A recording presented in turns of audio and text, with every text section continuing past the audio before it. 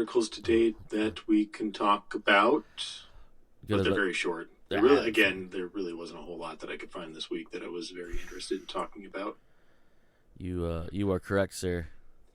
The first one is that comes from The Hollywood Reporter. Batgirl directors reveal they have no footage of shelved film. Still hope for a release one day. So apparently it's two directors that were working on this film. Adil El Arbi and Bilal Falah. Those are the ones. I probably butchered both those names.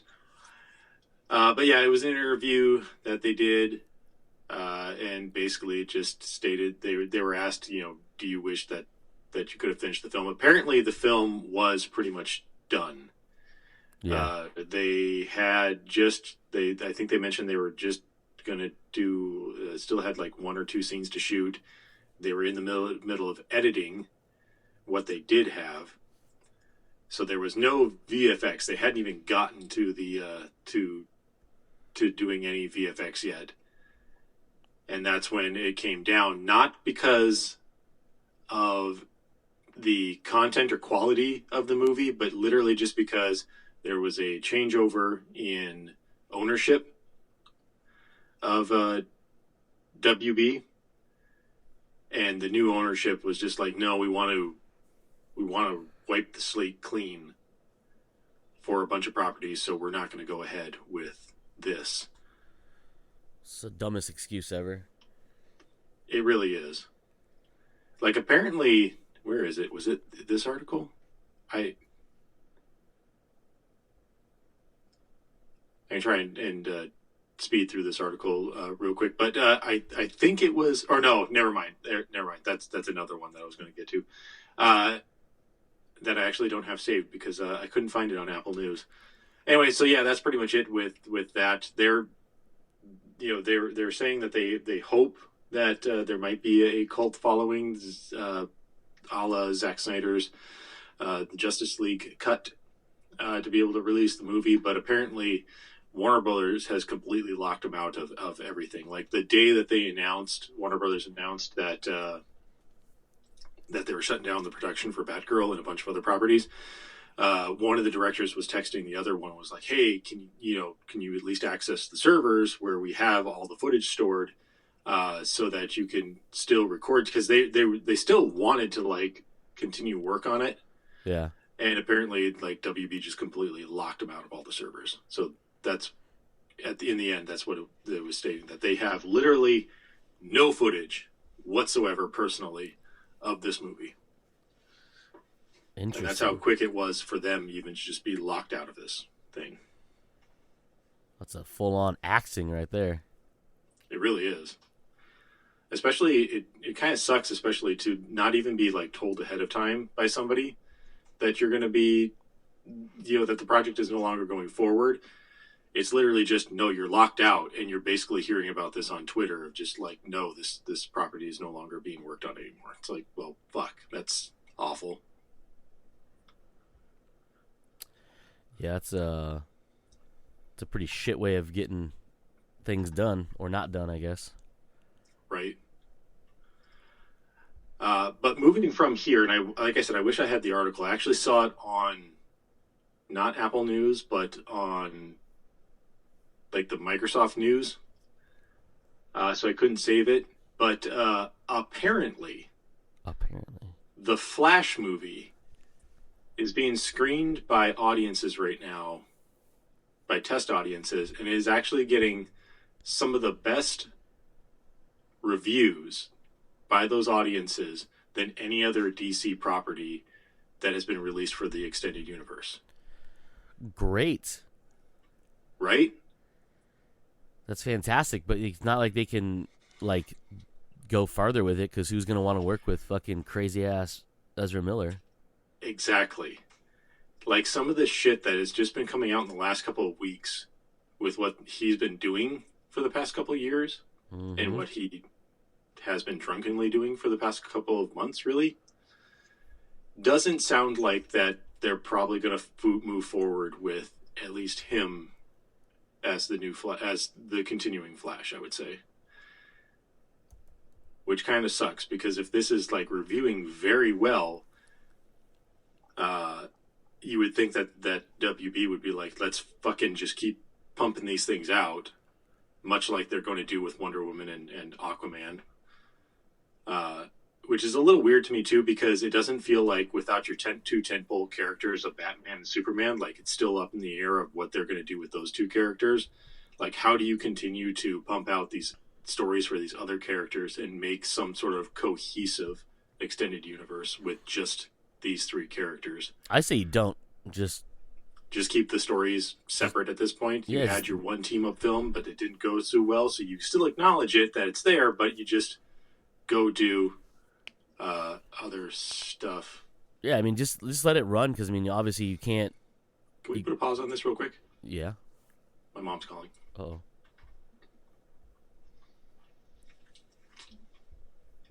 Hey. By test audiences. But how Ezra Miller has kind of gone off the deep end at this point in time, and there has been nothing, at least I've read at all, about WB's stance on him being him right now. But I can't imagine that they want to address that right now, because the Flash movie is almost done. It's done, pretty much. They're probably just fixing up a few things, and I don't know if there's a release date yet for it. But they have yet to even acknowledge that there's any real issues. Like, I think they did an investigation. Like, the first time that he had an issue with a bar brawl in Sweden or something like that, they did launch, I think, an investigation, and I don't remember what came out of that. But a lot of other allegations have come out since then, with a lot of stuff that I really don't want to get into, because that's just not this type of stuff that we get into here. Yeah. But it will be interesting to see, like, after this movie is released, if Warner Brothers doesn't just, because it seems like they're just kind of trying to keep things quiet at this point and not have to address the weirdness that he's been doing.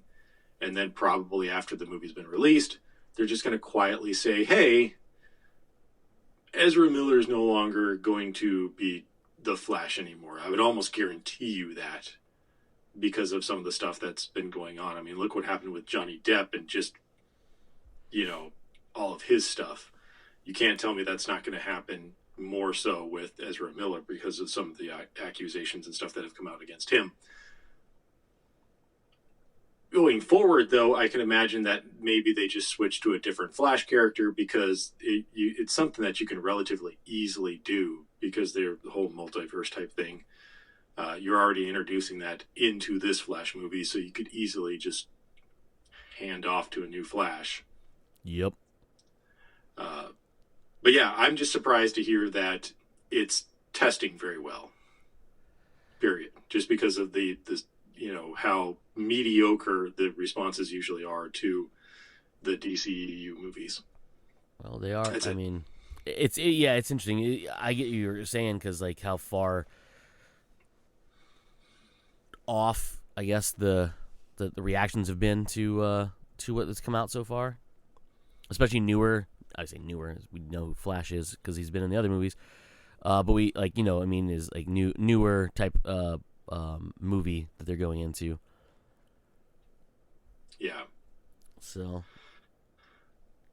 But that was that. The only other article that struck my fancy this week, just to mention real quick, because I want to see Cody's reaction, is that Halloween Ends may be debuting on Peacock the same day as it is in theaters. Jamie Lee Curtis does want you to go see both in theaters and watch it on Peacock. Just wanted to see. Cody seems to be liking it a lot. I see a thumbs. Yep. An Australian thumbs up. An Australian thumbs up. Just coming from Uprocks. Anyway, I haven't watched any of the past Halloween movies. They don't look great to me, but I've never been a huge slasher film type of fan. I know Cody's seen them. I know he has opinions about them. I just figured that this would be funny to let him know that, his his quote unquote favorite franchise is also going to be on TV, so he doesn't have to go to the theaters to watch it. He may just be able to sit down in the comfort of his own home and watch it. Well, if it's anything like the last one, Halloween Kills, it also debuted on Peacock the same day it debuted in theaters. Did it? It was also trash, and this one looks to be just about as trash. So, for the people who don't know what we're talking about, so basically, Halloween has been rebooted essentially a fourth time recently, because, why not? The difference with this one is this is kind of a sequel reboot or I don't even know how to put that, like it's not a pre-sequel because it takes place after the fact, but it's just it's a reboot, but it's like a continuation of the first movie or first two movies. So, for the folks who don't know, Rob Zombie rebooted in 2007 with Halloween and Halloween 2 in 2009, and then David Gordon Green did this new iteration where the first one, Halloween, which came out in 2018, I actually enjoyed. I enjoyed that one quite a bit. It was extremely violent, which is awesome. And essentially continued the story with an adult Laurie Strode being a grandmother at this point, and her daughter, played by Judy Greer, and her granddaughter, whose name escapes me at this moment. Yep, that's the one. Yeah, I have no idea. Oh, Andy Matchik, I guess is how you pronounce that. Probably incorrect. This is the problem that I have with these new ones. Besides Halloween Kills was atrocious in every aspect of it, because all the characters apparently became like just mentally handicapped, and thought, what we should do is we should, because they basically in it they tried to be, as some would say, woke. Okay. And they tried to basically bring in real life stuff into the movie, and part of it was mob mentality. So in this small town, the people who still live there, who know of the existence of Michael Myers and in the mass murdering he's done over the years, have found out that he has escaped from the what happened in the Halloween movie from 2018, and is on a killing rampage. So literally this same exact night, like it's literally, it doesn't take place on another day. It's the exact same day. They all basically band together to go after Michael Myers. But nobody knows what Michael Myers looks like because anybody who's seen him is dead. Right. Except for one person. Or three people. They are Jamie Lee Curtis's Laurie Strode, her daughter Karen Nelson, and her granddaughter Allison Nelson. Well, they, at the end of the first movie, they trap him in a jailed basically like booby trapped basement, and set the house on fire, hoping to kill him. They then leave. This second movie picks up right as they're leaving the burning house, and the fire department is rushing to the fire, as a fire department does, Right. because nobody knows that, hey, there's a mass murderer in the basement. You should probably let this thing burn down to the ground and kill him. And so the events of the fight between those three and Michael, Jamie Lee Curtis suffers a wound, and she then gets rushed to the hospital. She gets sedated, blah, blah, blah, things like this. Well, Michael miraculously survives the fire, because the fire department starts to put it out. He then massacres everybody there in what actually was a pretty awesome fashion, except for the fact that, like, he should be dead. But it's Michael Myers, so it's fine, I guess. Mm-hmm. He then slowly makes his way back into town, like he does, murdering more people in some pretty ridiculous ways that are just completely and utterly just outside what should be being done. Like, he's never been known for like malicious killing. He just kind of handily just murders people and walks away. But in this one, he had like weird intent of like making people suffer, which is one of the things that threw me off. Is like, why would you do that? Like, it's not what he does. Right. And then it goes forward. So the mob mentality basically comes around to you find out there's this adult character who, in all rightly, should be in this movie. And that character, who is, if you remember the original Halloween movie, Laurie Strode is babysitting, and the young child that is in the house with her, he is now grown up, and he, for some reason, still lives in this town. And he then goes forward, and he decides, you know what, I'm tired of hiding, and I'm tired of being a victim, so I'm going to rise up and rally these hicks and these idiots, and we're going to go after them. We're gonna find him. We're gonna kill him. Great, except for, again, nobody knows what he looks like, because again, the only three people. One of them is now in an induced coma because of the stab wound she got to the gut, and the other two are kind of at the end of the first movie, a very hysterical mother and her daughter. And for some reason, that just flips, and they're like, she becomes like, she wants to start, like, she wants to go after him too. It's a very weird way they do it. So they find out that these prisoners from the mental ward escaped along with Michael Myers in the transport from the first movie. So they decide they're going to hunt down anybody involved, and they think they know who he is. And it's just a stupid thing, and then they ended up basically one of the prisoners, who's insane, obviously because he was in a insane asylum, is being mobbed by these people, and he's hiding in the hospital, and he decides to commit suicide by jumping out of window. And so the mob is like, oh, what have we done? Did we get him? We win, or whatever. It was stupid. We win.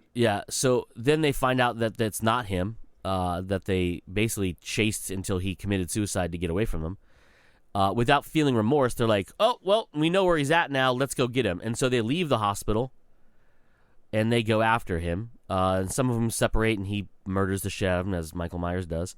And then finally they another trap has been set for him, and they basically lure him out into the street where the mob will then attack him. And they demask him. You never see his face. You just kind of see a silhouette. And you think he wins. You think they win. Nope. Music starts up, and he just breakdance kills everybody around him. I'm not even joking. You watch it. Like, you'll understand what I mean. Now I kind of want to watch that part. And he then murders everybody because nobody can shoot a gun, apparently. No. Or drive a car into this psychopath. He then, in the most ridiculous end scene ever, somehow gets out of this mass murder mob that he's then just blendered up in the street, gets his mask back on, sneaks into, a la Michael Myers, into the house where Laurie Strode's daughter, the mother of the main protagonist, is in, walks up and slits her throat while she's watching from what I can tell, watching from a window from upstairs, a la the very first movie, the scenes of him being beaten to death and then murdering his way out of the mob, and they're all confused. Not all of them are dead, but all of them are confused and whatever. Gets out of there and then walks back into the exact same house he was in and murders her with nobody knowing, and then that's how the movie ends. Oh. And that's then leading up to Halloween Ends, which is the third and fucking hopefully finally movie of this horrific trilogy. Like people, like hardcore people who are stupid and get on the internet complain that they made it a girl power movie, the first movie, because Laurie Strode, her daughter, and her granddaughter all basically go up against Michael, right? Right. I had no problem with that because you would think Laurie Strode, who everyone thinks is insane because she keeps basically like she's in this house out in the middle of kind of nowhere. She's been known to shoot guns off and whatever. Everyone believes she's fucking insane because Michael Myers has been locked up for years. There's no way he's getting out because in this basically sequel reboot is he has been locked away since the events of the original movie. Okay. So everything after that, him escaping multiple times and all that stuff, that's been erased. That doesn't exist. So he's been locked away ever since the events of the first movie. Cool. Awesome. Great. So from there, they essentially... she has been building up her arsenal and basically planning for his inevitable return because she believes he's going to return sometime to come after her. And she is basically distanced herself in ways both because of her fanaticism and in her ways of trying to raise her daughter to be a fucking murder machine like her. She has essentially been separated from her family and things like that. And because if you remember you probably don't because you don't really watch the Halloween movies, you find out that Michael Myers is actually the older brother of Laurie Strode. I knew that. Yeah. So, and that's been debunked a few times and then wasn't the thing and then was the thing. So, has it? I thought that was something established from the first movie. It was. But like, okay, yeah. But later iterations of the many movies they made before, even Rob Zombies, because Rob Zombies doesn't count because it's its own continuity outside itself. So we can't take those into effect because they're not canon. Neither are the other movies. So basically, later in the canon, it was disproved that they were related. Well, because those movies have been removed from the canon, she is now back to being related to him. So, unbeknownst to anybody else, including the Nelsons, who is the family that is the Strodes with a different last name because Laurie's daughter married and took her husband's name, nobody knows that is who that is. So, they don't realize they're actually related to Michael Myers. Okay. Just like Laurie didn't know that she was related to Michael Myers. And so there's this familiar connection. That is the reason he's hunting them down, apparently, because it's some supernatural pulling him to murder all the descendants of the Myers family or something. I'm not too sure. They don't explain it. They also don't explain why he can take multiple gunshots, being hit by multiple cars, multiple stab and concussion and blunt objects, and still be alive. But, who cares, right?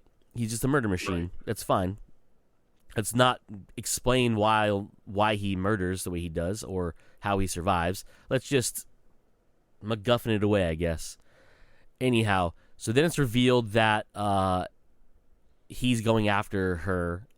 Nobody knows why, and then eventually you find out that Nelson is Laurie Strode's family.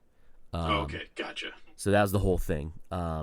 So then they kind of basically go through whatever, and then basically one of the coolest things about the second movie, that there's much in there, but is you get to revisit some of the murder scenes because it's the same exact night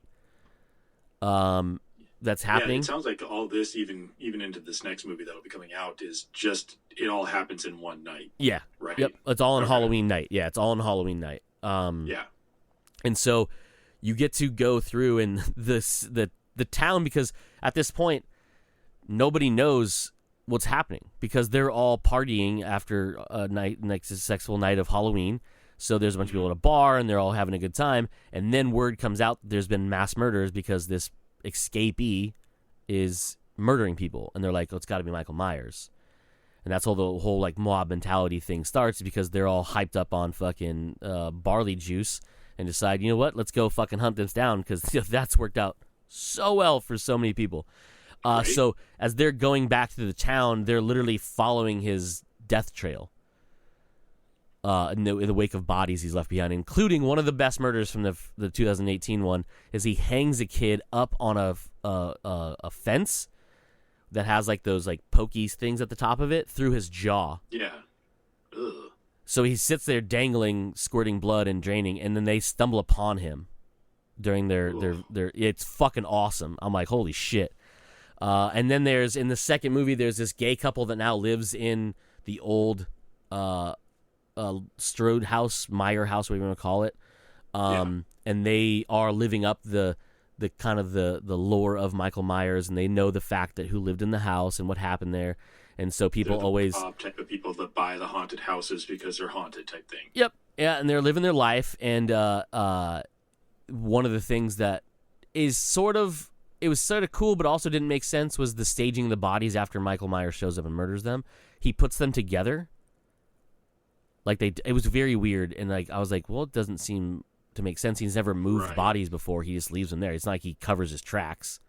Yeah. So that was a weird thing. Now, if he would have murdered one and then slightly murdered the other, and the other like pulled his dying body over to him and died next to him, I would have been okay with it. But like he staged the bodies, and I was like, okay. A little out of character for a serial killer who usually doesn't care about where he leaves his bodies. Yeah, because the only other time he staged a body is he put a pumpkin head on a dead officer in a police car.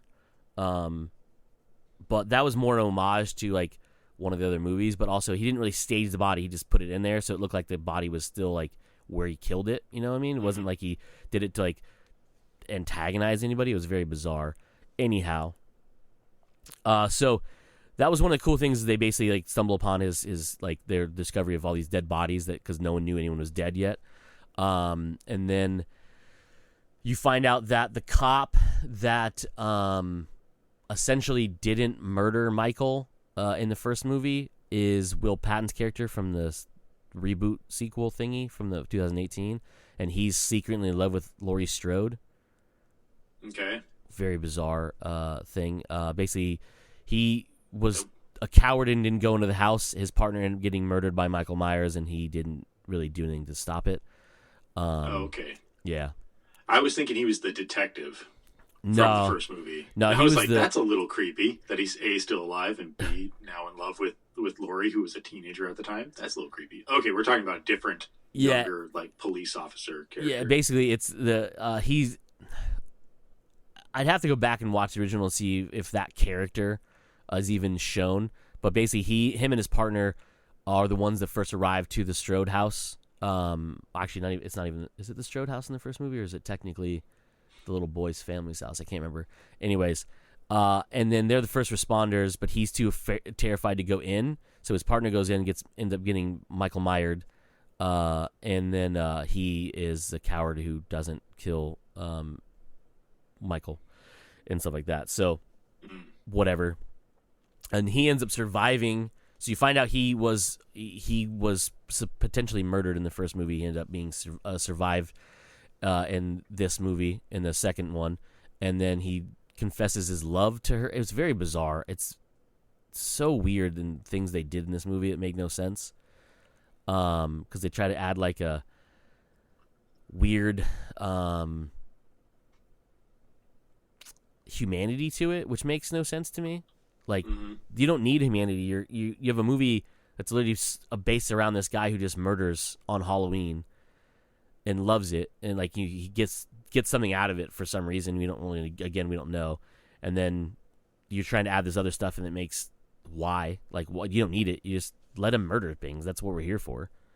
Right. We're not here. We're here. This is one of those ones where like in these movies, you've always rooted for Michael Myers. Okay. Because it's fun to watch him kill, right? Like, there's no, like, you don't want him to kill people who are like innocent or whatever, but it's just fun to watch him murder people. It's the point of the movies. Yeah. Like, you want to root against people, or you want to root against, like, Freddy, right? He's essentially going after these kids who are essentially paying for the sins of their fathers and mothers. But you root for them to fight back and win, right? But ultimately, they're not going to win. He's always going to win if you're doing it properly. He will always win. And same thing with, like, Jason, the Friday the 13th movies. You kind of like, let's see what he does to these sinners who are having sex outside marriage. How's he going to hang a guy up by a guitar and things like that.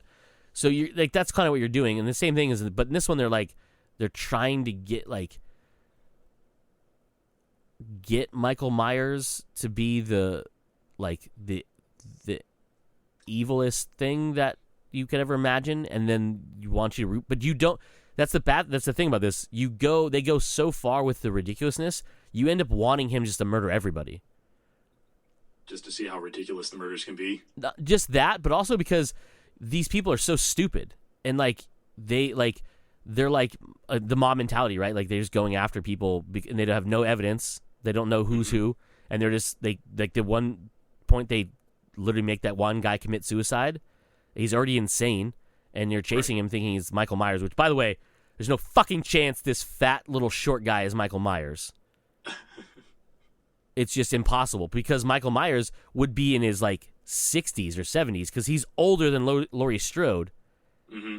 But this guy is easily in his 40s or 50s. Right, so there'd be no physical way that he might be that person. Yeah, he probably wasn't even people back in the 80s. Yeah, he wasn't even born. He probably wasn't even born when Laurie Strode was a teenager. So, how the fuck is he gonna be? It's so dumb. It makes me so mad just thinking about it. So basically, long story short, I'm not really excited for this new one. I will watch it because it's gonna not cost me anything other than time and probably frustration. But they're not good. Like this said, the 2018 one, it was decent. The ending was kind of shitty because he's not gonna die in that fire, so why even show him trapped in a burning house or whatever, right? Because it's so dumb. She basically makes this trap door. It goes down to her war basement to lure him in there, with only one way in and one way out, which is a terrible fucking decision. No way. And then somehow it has this panic room button set up where she can hit it, and these bars come across the top. Right? Okay. Yeah. Nowhere else do they show reinforcement of the wood flooring, so he could literally just bust out. Okay. It was the dumbest thing ever. Plus, the house is burning, so eventually the wood's gonna get weak enough where he's just gonna punch his way out. Right. So I'm like, what? Yeah, it's so stupid. If you would have shown she reinforced the basement with solid steel walls, and as the wood burns around, he's punching at it, then you realize he's trapped in this burning building in a cage. I'd have been oh, that makes more sense. But nope, just a sliding thing of bars go across the opening from where the stairs are, and the rest of the house is made of wood. I was like, he survived so much worse than this. Smoke inhalation is probably not going to kill him. Right. So you probably should have doused his ass in I don't know, any type of flammable everything, and just burned him until nothing was left, and then hopefully that was it. And this whole thing is at the end, I hate to rant more about this, but this is the last point. At the end, when the mob is going after him, they dislodge his mask, and it's almost like he loses all of his powers. Right. From the Shatner mask, right? And then once he kind of gets it back, he just murders his way out of the crowd, and then they're all trying to flail at him, and he literally, he must have just crawled out between people's legs, because he's out of this group of murdering that he's doing, because once they see him murdering people in this breakdance murder tornado thing he's doing, they all converge on him, and then he's kind of covered in so much blood, he just kind of slips out and no one notices, I guess, and they're all just mobbing up on dead bodies at that point in each other, and I was like, this is the stupidest thing I've ever seen in my life. That's pretty dumb. Yeah, so not really excited about Halloween Ends. I was sort of excited about Halloween Kills because I enjoyed the first one, but then I watched it and said, oh, this is why it didn't go right to theaters and was on Peacock, because it's trash. And then people were like, oh, it's so good. I'm like, did you watch the same movie I did? Because this movie was garbage, trash can, nothingness. Anyhow. I didn't have this saved because it only came up like 20-something minutes ago, but it looks to be that the boys have casted Jeffrey Dean Morgan for Season 4 in an undisclosed role. Okay. Yep. Okay. Yep. So that's pretty neato burrito. Let's just slowly recast all of the supernatural people in The Boys. That's what I'm saying, dude. Like, Jared's next, right? Yeah, Jared. And then you need, what's his name that played Castiel? Yeah, he has a weird name in real life. What is it? Oh my god, it's like I can see it in my brain, but I can't say it out loud. It begins with an M, right? Misha Collins? Misha Collins? Misha Collins or something like that, yeah. Yeah. Who is actually in the, I think, soon-to-be canceled CW Bat Family show. Really? Yeah, he's in that something. And I don't remember what he was in that. I can look it up, but I'm not going to. Whatever. In the last bit, we won't go too into depth in it because I just want to talk this one thing. But Gamescom started this week. Gamescom is a gaming convention, you could say, that takes place in Germany, if I'm not mistaken. Mm-hmm. And they announce a lot of new games, release dates for games we already know about, and all these different things. But one of the things that I'm excited about, I may not play it because it's not my style of game, but I'm excited that they're doing it. So have you seen the Friday the 13th video game? No. All right, so basically in that game, it's multiple players. It's like a Oh wait, yeah. One player plays as Jason, and then the other ones try to escape or try to defeat him. Yes. Okay. Yeah, I have seen it. I've seen people play it. Yeah. It does. Yeah. Okay. Officially announced at Gamescom, the producers of that game are making a Killer Clowns from Outer Space the game. Okay. How's that gonna play? Exact same way. So it is a group of people. I think they said it's a total of 10 people that play online. Wow. Okay. 3 of them will be clowns. The clowns, the typical clowns from outer space. And then the other 7 will be victims / other players who basically just try not to get turned into cotton candy and drunk. If you don't know what that reference is, that's from the movie. And it looks awesome. The first trailer's out. You can watch it. I'll send it to you later. I'll put it on the website too, so people who listen can watch it as well if they haven't seen it. But the clowns look amazing. They look exactly like they do, and the best part is, the creators of Killer Clowns from Outer Space, who's 2 brothers. I can't think of their name right now, and I'm gonna pull up while I'm talking. Are actually involved in it. So that's cool. Awesome. I just hit my microphone. The Chodos brothers. They are basically the ones who basically wrote and directed and produced the movie, and they are actually involved in the video game. So that's awesome. And when you watch the trailer, have you ever seen Killer Clowns from Outer Space, Joe? I've actually never seen it. No. Okay. So some of it won't make sense to you. But just watch it and you'll see it's just it looks awesome. It just makes me so happy. And again, I may check it out, but I don't know if I'll play it because it's not my style of game. Because it's one of those things where it would be repetitive after a while. Taylor only 2, so you're dealing with other people. Yeah. And most likely it's gonna be randos because I don't have enough friends who play video games. Right. But I mean, it'd be fun to watch, just like it's been fun to watch people play the Friday the 13th game.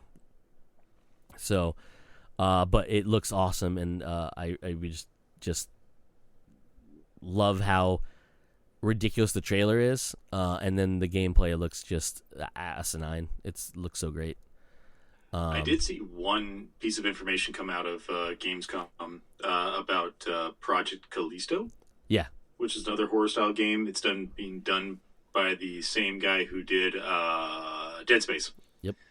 I was really interested. I kind of still am really interested in the game, but watching gameplay of it, it looked really good. But the mechanics of it, it was just like, oh, he's able to like telekinesis pull people towards him and then like throw them backwards. And I'm like, didn't we do that in Dead Space at one point in time? Yeah.